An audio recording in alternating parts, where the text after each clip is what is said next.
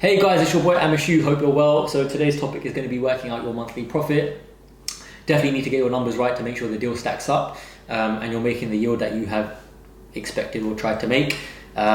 Your biggest outgoing is going to be your mortgage payments. This is going to be higher if it's free payment as opposed to interest only. Most people have interest only in order to maximize their cash flow. If it's a flat, you're going to have your service charge or ground rent. This could range from 60, 70, 80 pounds to 250 pounds, which is what I'm paying on one of my flats. It's not great. If it's a house, you're going to have home insurance. You need to set aside a budget for maintenance, or if there's any remedial work that needs to be done, boiler repairs, etc., etc. The other thing you could consider is having boiler gas cover.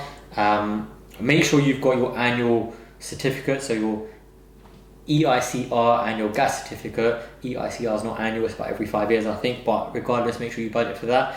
If you're using an agent, you're going to have management fees. Roughly that's about 10%. I try to clear about £300 to £400 minimum on my buy-to-lets in London. I'm saying that like I've got them all over, it's only in London, so £400 works for me. Take into account your void periods, because while it's void, you're going to have other bills that you need to account for, such as council tax, electricity bills, etc., etc. Before I've even made an offer, I've worked out what my rent is in order to work out, and then taken out all these costs in order to work out what my monthly profit is. If I feel like that's what I'm looking for and that hits the numbers I want, I'm good.